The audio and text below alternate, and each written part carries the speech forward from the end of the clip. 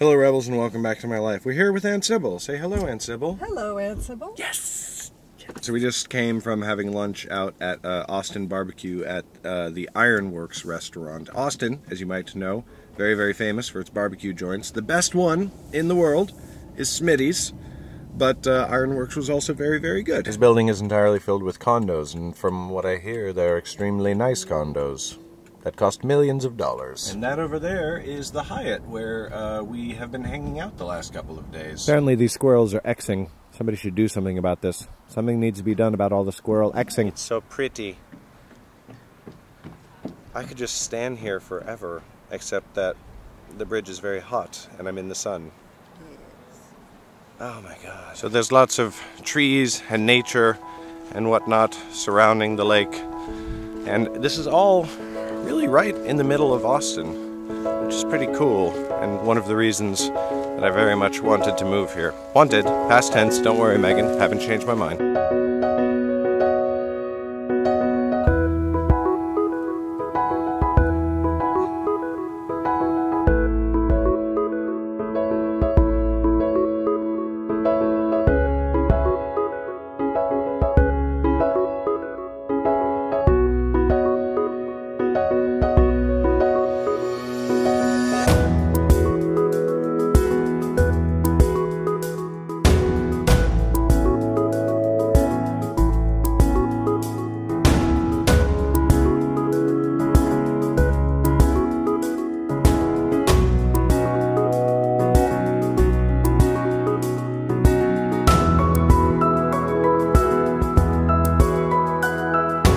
Alright, we're back in the car now. We walked more than, what did we say, more than 7,000 steps. It was very nice, it was very fun. And now we both really want water. Austin is the only city in all of Texas where you would find this sign on the front lawn. Alright, so for my last action in Austin, I am heading down to South Congress Street to grab a beer with my Aunt Sybil. Say hello, Aunt Sybil. Hello, Aunt Sybil. Twice in one video, yes! So Aunt Sybil, I have a bit of a reputation among the Stone Table and the Smarter Artists Summit for being a bit of a partier. A bit of a guy who can go out, and does frequently go out, and have drinks until everybody else is exhausted and desperately needs to go to bed. Where did I get this ability from? Chip off the old block. Here we are, in the airport, 12 hours after we were supposed to leave. Alright, now I want to clarify a few things. That might have sounded like I was complaining about the airline. I was not. I was not complaining about the airline. It's not their fault. And after the last clip you saw of me and Sybil, it might be easy for you to assume that we got so drunk that I missed my flight. But that is also not the case.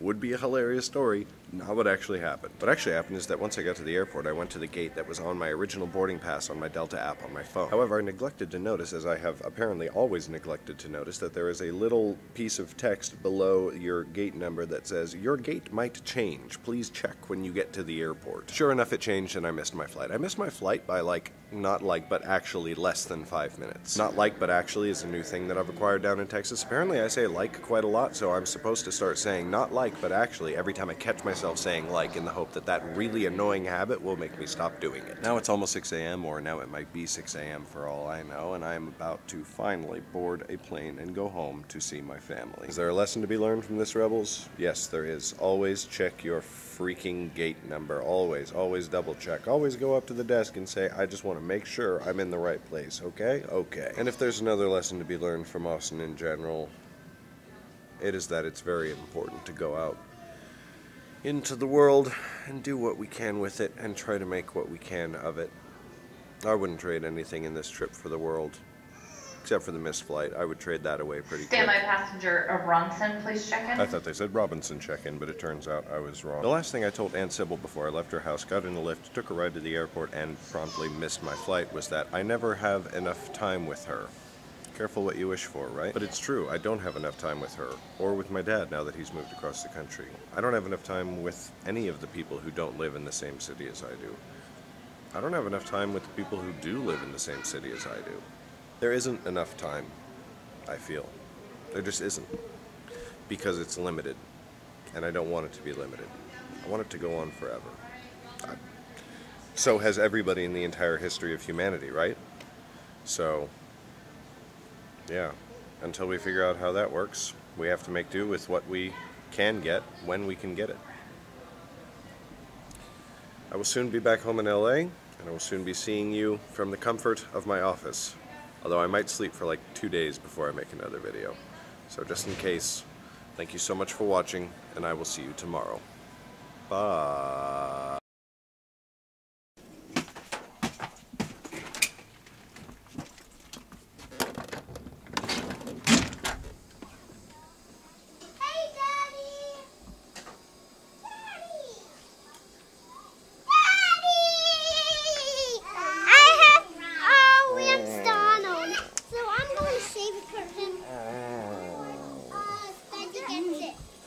Can we get